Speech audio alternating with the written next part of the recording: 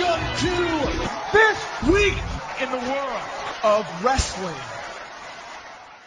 Welcome to TWitWoW, the best wrestling podcast made for wrestling fans, by wrestling fans, on the web today. I'm John, that's my cohort in commentary, Ashton, and this is our NXT review. And like every other week, folks, this was yet another phenomenal week of NXT programming. This episode in particular, I think, really gave new direction to certain storylines going on. Some seemed to wrap up, some seemed to finally intensify, and I think there was a real emphasis on the in-ring product in tonight's NXT. I think we got a total of, I want to say, 5 matches. So, Ashton, what did you think of this episode? I mean, yeah, we definitely did get a lot of in-ring stuff tonight, and you are correct. It was 5 matches. The difference between you and me, though, is I don't think I really liked the fact that it was just all matches. I like my NXT to have storyline progression beyond the in-ring work, which is all we got tonight. And we got some storyline progression in the way of Tyler Breeze, but really other than that, we got no storyline progression whatsoever, and we just kind of closed one chapter in one storyline. So it wasn't bad by any means, but it's just it just felt to me like an episode of Superstars rather than NXT. I could certainly say why you'd make that contention. I mean, I think promos and backstage segments and things of that nature are important, either to introduce characters, to flesh out certain characters, or to just, again, progress narratives that are going on. However, I feel like we had a lot of that in prior weeks, like Tyler Breeze talking about Adrian Neville, or Neville addressing Breeze somehow. So now that it's kind of manifested in an in-ring collision tonight, which we'll get to, I just thought was refreshing.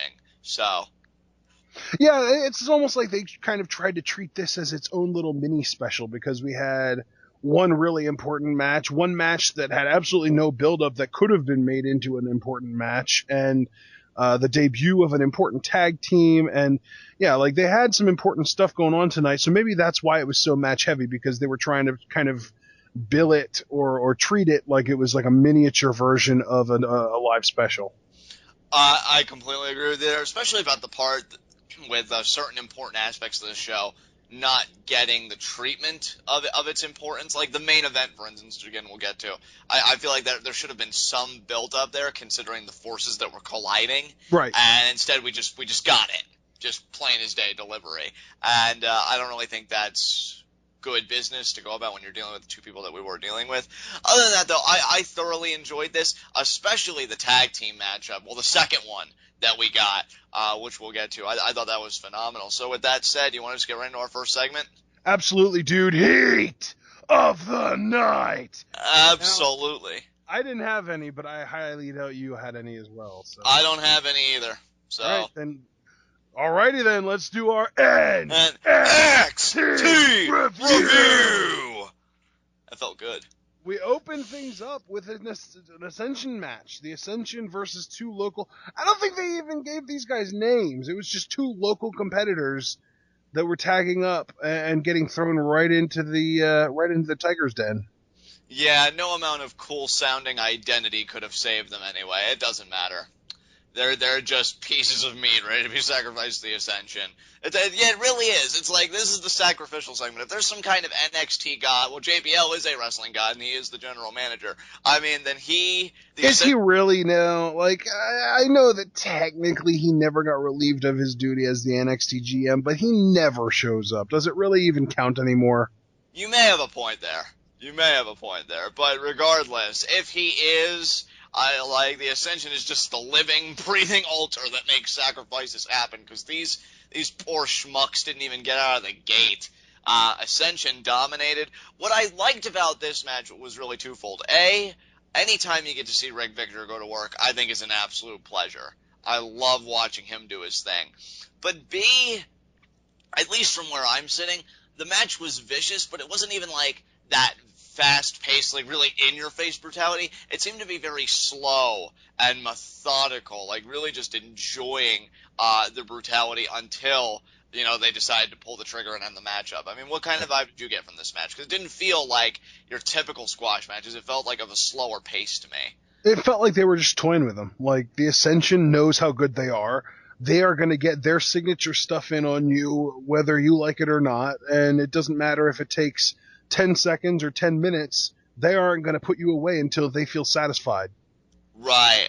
I think one point in this match that was very telling to me was one of the local competitors, again, because they didn't give him names, so we're really at a loss for words in that respect, but he tried nailing a chop on Connor, and Connor just looks at him like, are you serious? Is that all you're bringing in my house? And, yeah, he pummels him. And commentary has done a great point, even though I hate Rich Brennan. And if I had any heats of the night tonight or any complaints, it would be his commentary, especially during the NXT Women's Championship match. Yeah. But, because he was just absolutely, what a fun sucker.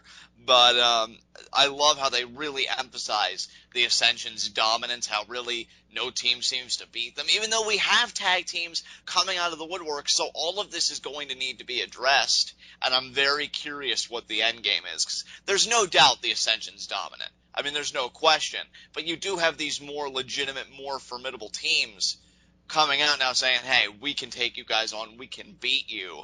So I don't think the Ascension can no longer say we have no competition. It's just a matter of when they're going to confront said competition.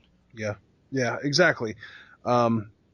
This was, and it seems like we're getting these more often. It seems like we're getting these, whether it's the Ascension or some other team, probably 3 times a month at this rate. Maybe we go 1 week without something like this, because it seems like whether it's the Ascension, Adrian Neville, Sami Zayn, Tyler Breeze, even Sin Cara had one a couple weeks ago. Exhibition matches where you don't really care about who the other guy is. It's just about showing what this one side of the ring can do. And I love that they do that. Yeah. I really do. I love Well, that's what Saturday night's main event used to be about. I remember that, too, because I've watched clips of old Saturday night's main event and say they'd have the debut of, I'm just spitballing a name here, Kurt Hennig. And, they'd have him debut on an episode of Saturday Night's Main Event. Or the Steiner brothers, when they made their WWF debut, would be like Saturday Night's Main Event against another legitimate tag team. So I think it's really cool that NXT does that to really kind of push the reset on these guys. If it's your first time tuning into NXT, hey, this is what we offer, and you get to see it on full display. I think it's a brilliant marketing strategy of your talents. So absolutely. Connor eventually gets tagged in, does the Yah spot where he does the kicks into the corner. Not really a whole lot there. And then they follow up with the Fall of Man. But one thing that I do want to point out that was really cool about the way that they did the Fall of Man this time, Victor tags himself in, like always, and then he goes over to the other side and he actually does a baseball slide to kick the guy's tag team partner who's in the ring to prevent him from getting a tag. I mean, we say that they're treating these guys like jokes, but at the end of the day, Victor had to show even a shred of respect to them in order for him to go to the effort of eliminating the tag team partner to make sure that they have a clean execution of the Fall of Man. I loved what commentary said about their style and how they approach things. They're surgical. Yep. They don't leave any stone unturned. And I think when you combine that with their power and technical prowess, if you're Rick Victor, it makes for such a formidable team. That's why I think even though they have been squashing a lot of local competitors, joined together, whatever team finally does step up and beat the Ascension, I think they will absolutely be legitimate. Because you just look at these guys and you just think, wow, who could beat such a tandem? I think they've got a very bright future in WWE. And in fact, I've been saying, whenever they drop their tag titles, which I just have a feeling is going to be soon with all of these teams again coming out of the woodwork, I don't think it'll be much longer before they transition to the main roster after that loss, and then where they go from there is anybody's guess. They almost have to drop their titles to heels, though, and we don't really have any good heel tag teams right now. The Vaudevillains have villains in their name, but they're incredibly well received by the crowd. You have Sin Cara and Kalisto, and that's a pure babyface tag team. I guess Jason Jordan and Ty Dillinger could pull off being heel, but Ty Dillinger's hurt, so it's kind of hard to say, because really, the way that the Ascension was acting tonight, they were so into it. They were actually putting effort into crowd involvement. They were really like pumping up to the crowd and playing to them. They are baby faces right now. And you need to have a good heel team to take the titles off of them, even if it's like you put them in a freaking gauntlet match where they have to face 4 teams, and then the 4th team that comes out are these dastardly heels, and all they do is pick the bones. It needs to be a heel tag team that takes the titles off of them. I can't believe I'm saying this, but to me, Ashton, it comes down to 2 possibilities. One, of course, I just have to interject because, first of all, I say it seriously because I don't know how they're going to turn out. And second of all, I'm probably going to mark all over the place with them. The Mechanics may be coming in as heels. There you go. Or, as much as I know it would make some people cringe, I think it could get major heat. Sylvester Lefort and Marcus Louis. I mean, a team like that. Yeah, but you know what? They're not seen as legitimate right now. I'd see that, but they're not seen as legitimate right now, but I think that's what would make it just so jarring to see. Because, again, you look at the Ascension and you see 2 guys that could run roughshod over you just by lifting their pinkies in the air. And if you got a team like Marcus Louis and Sylvester Lefort getting that upset, almost Mikey Whipwreck style, but of course they're heels, it makes people just go like, what the heck did we just witness? And then they go and they have their run. And it's infuriating because you just want some team to step up and beat these guys, but that they just keep on winning. Of course, I could see them being a good transition from the Ascension to Enzo and Big Cass. Yeah, definitely. That would be brilliant. So yeah, I do actually like that idea. I just think, again, you said heel tag team because I agree with you. The Ascension, they're kind of like rock stars at NXT now. They've achieved that status because the crowd gets so into their matches with the yeah.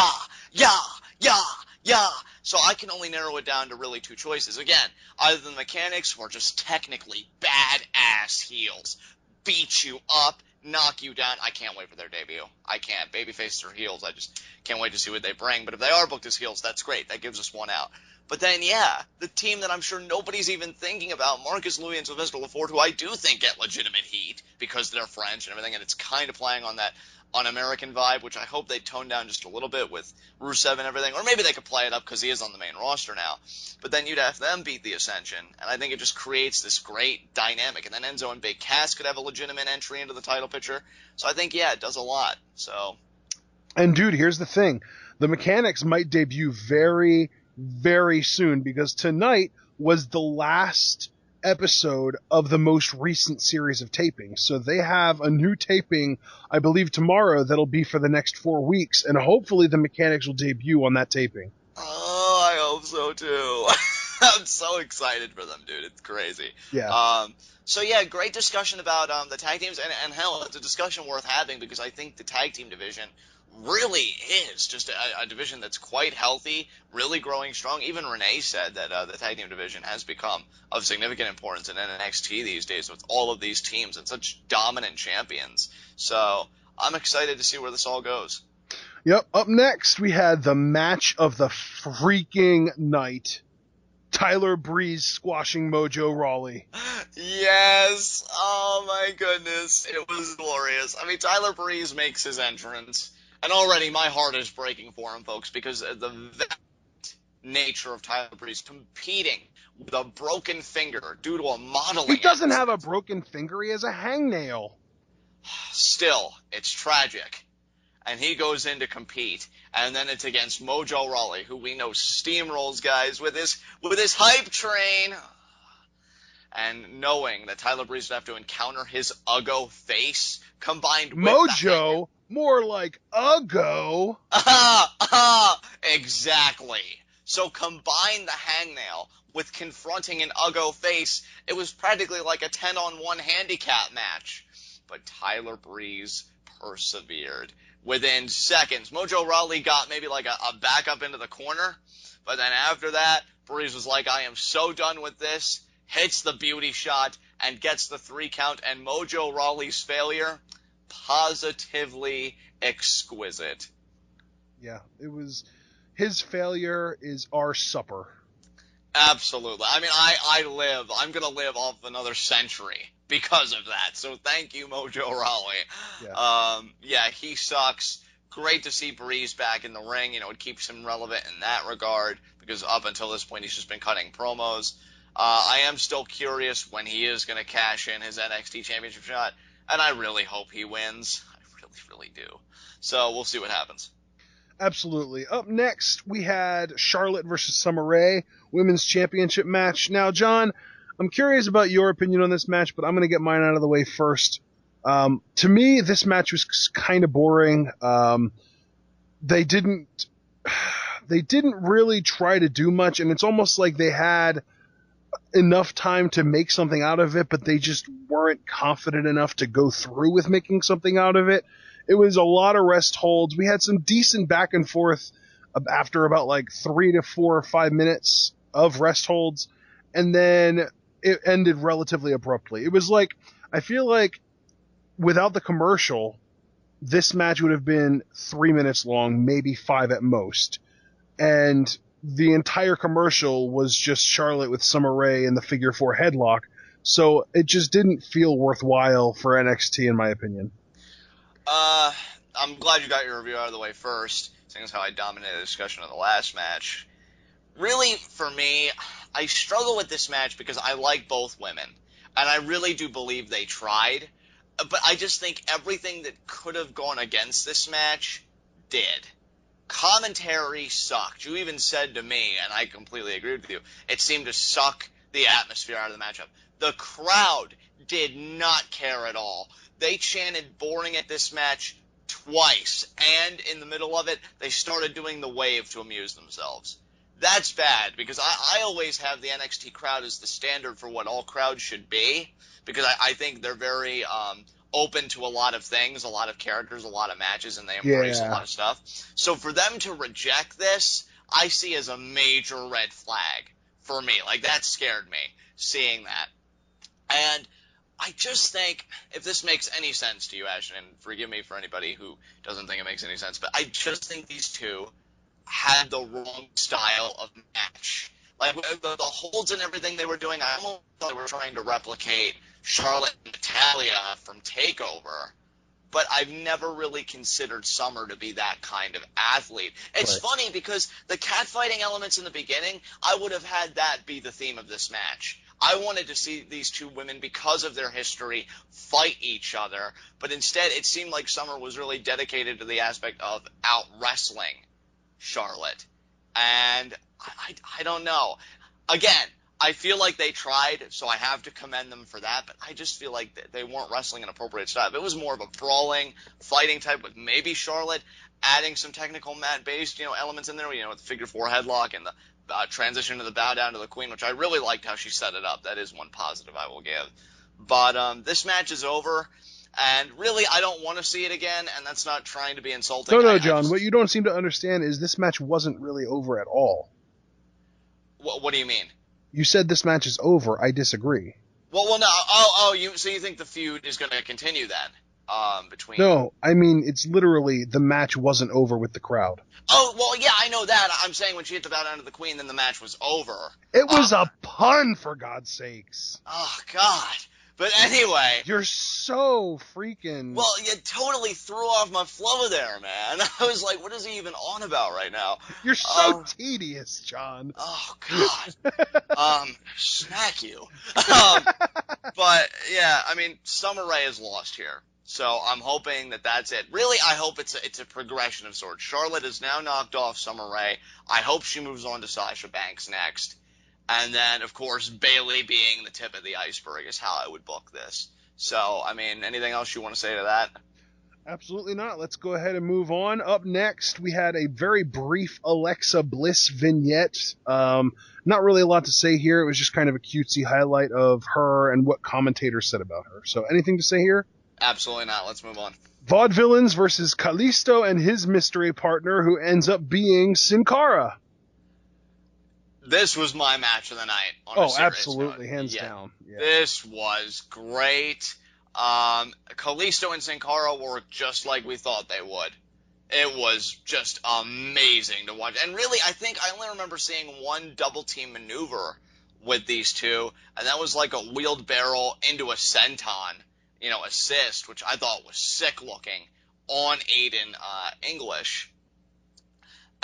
But you know what? The high-flying antics of Kalisto are mesmerizing to behold. Even Renee said that his style just fascinates me.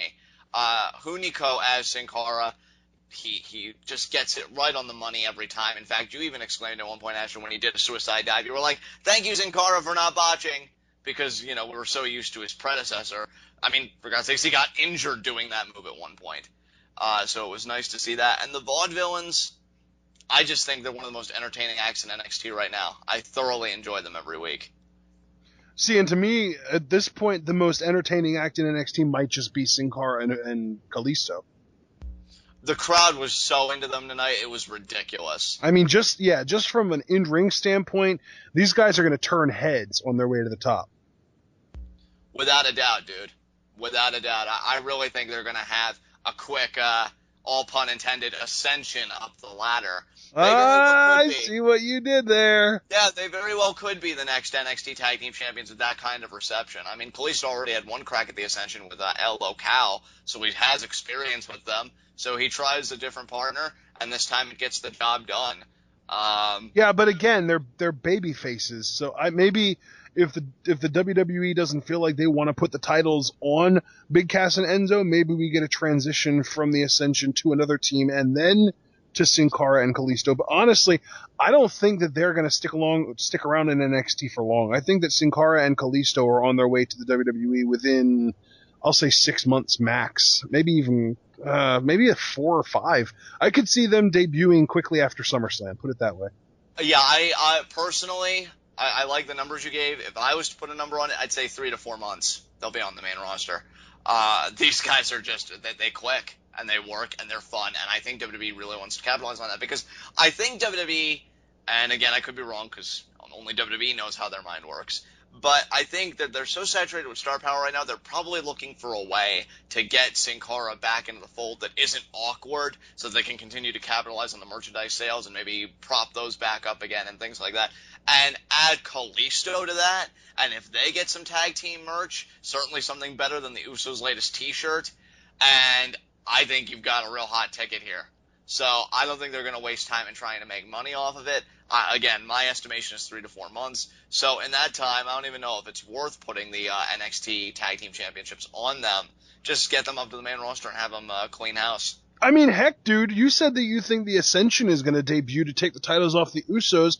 How perfect would it be if both of those teams debuted right around the same time? The Ascension got the tag titles, and those two teams built up a title match for WrestleMania.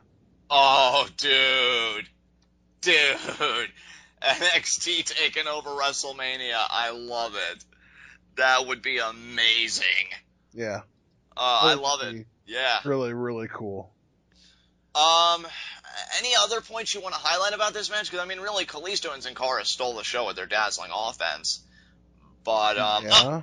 The finish. That's right. What was the technical name of Kalisto's finisher?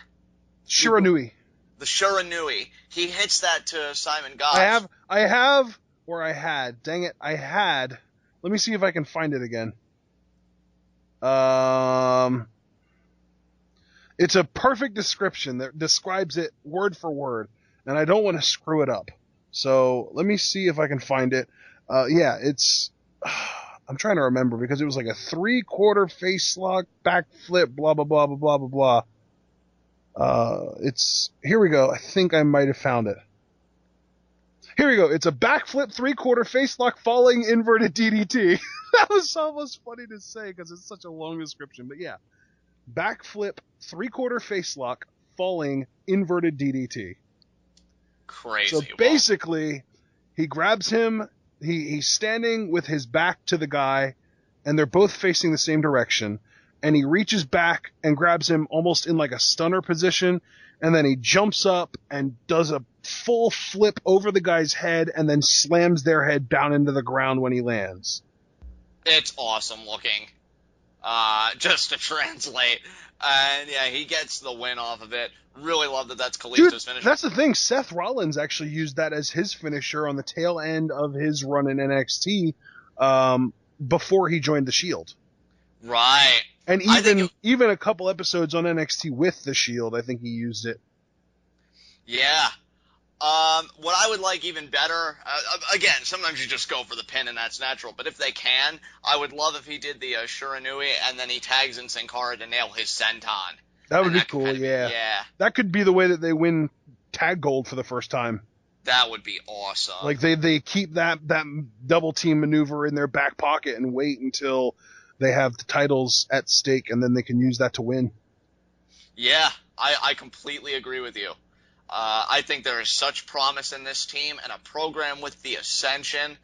Oh God, that'd be so good. Yeah, and that's the thing. If the Ascension gets called up, I feel like they would be heels. Like the mainstream casual crowds would accept them as heels, whereas NXT can turn anybody into something entertaining enough to cheer for. So it's completely different, but I feel like the Ascension would really succeed as heels on the main roster. Oh, absolutely, dude. Especially because, and see, that's why I wish the booking of the Usos were better, because I can sense slowly, I don't want to make it seem like it's this big thing, but I do feel like certain members of the audience are turning on the Usos. Right. So if they would just scale it back a bit and create more sympathy, they really are, or could be, a phenomenal babyface tag team, and I think they are by the majority standards for the moment. So the Ascension, I think, would instantly get that top heel tag team spot. Yep. I think they'd cinch it almost instantaneously. So I'm very much looking forward to them being on the main roster, because they'd definitely be villains coming in. Yeah, exactly.